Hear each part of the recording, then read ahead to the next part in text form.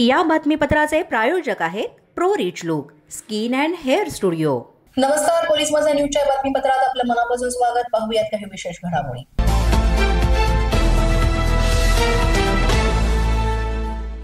राज्याच्या वरिष्ठ IAS अधिकारी इंदुराणी जाखड यांची बदली पालघरच्या जिल्हाधिकारीपदी करण्यात आली आहे। तसे आदेश मंत्रालयातून काढण्यात आलेले आहेत। इंदुराणी जाखड यांच्याकडे कल्याण डोंबिवली आयुक्त पदाचा कार्यभार होता। आता पालघरच्या जिल्हाधिकारी पदाचा कार्यभार त्वरित घ्यावा असं या आदेशात म्हटलंय। राज्यात गेल्या काही दिवसांपासून वरिष्ठ IAS अधिकाऱ्यांच्या बदल्यांचा सिलसिला सुरूच आहे। त्यामध्ये आता इंदुराणी जाखड यांच्या बदलीचे आदेश निघाले। पालघरचे जिल्हाधिकारी गोविंद बोडके यांच्या निवृत्तीनंतर त्यांची वर्णी आता लागली आहे। इंदुराणी जाखड या 2016 बॅचच्या IAS अधिकारी असून UPSCच्या दुसऱ्याच प्रयत्नात त्यांनी देशात 30वा क्रमांक पटकावलेला आहे। जाखड या मूळच्या हरियाणातील झज्जर मधील आहेत, पण नंतर त्यांचा परिवार हा दिल्लीमध्ये स्थायिक झाला। त्यांचे वडील हे दिल्ली पोलीसमध्ये होते।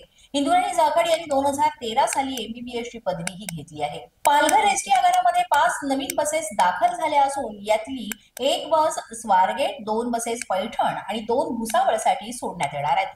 त्यामुळे लांब पल्ल्याचा प्रवास आता सुखकर होणार आहे।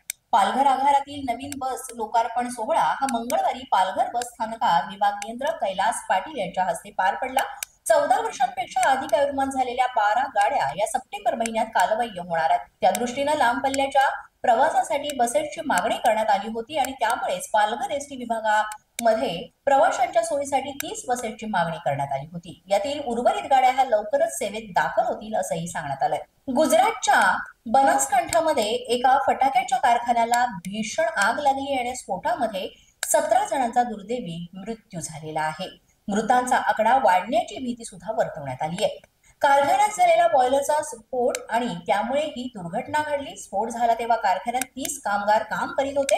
घटनास्थळी अग्निशमन दलाचे जवान पोहोचले असून त्यांनी आगीवर नियंत्रण मिळवले आहे। या दुर्घटनेचा एक व्हिडिओ सुद्धा सध्या समोर आलाय। त्यामध्ये कारखान्यातील भिंतीचं स्फोटांमुळे मोठं नुकसान झाल्याचं दिसतंय। तसंच टीनची शेड सुद्धा कोसळली आहे। आग मोठी असल्यानं धुराचे लोट निघत आहेत। तसंच स्थानिकांनी दिलेल्या माहितीनुसार स्फोटाचा आवाजही खूप मोठा होता, त्यामुळे संपूर्ण परिसर या घटनेनं हादरला।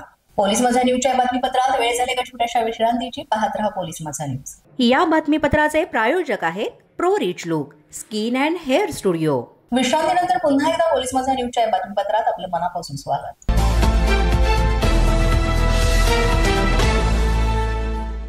नाशिककरांसाठी एक आनंदाची बातमी आहे। आता त्यांना विमानानं थेट श्रीनगर आणि अयोध्येला देखील जाता येणार आहे। नाशिकच्या ओझर विमानतळावरून 31 मार्च पासून देशातील 35 प्रमुख शहरांसाठी कनेक्टिंग विमान सेवा सुरू झाली आहे। यामध्ये तिरुपती, श्रीनगर, चंदीगड, गुवाहाटी, कोइंबतूर, कोलकाता, अयोध्या, दरभंगासह 35 प्रमुख शहरांसाठी ही विमान सेवा सुरू करण्यात आली आहे। नाशिकच्या ओझर विमानतळावरून अवघ्या काही तासातच तुम्ही कोइंबतूर पर्यंत सुद्धा जाऊ शकणार आहात।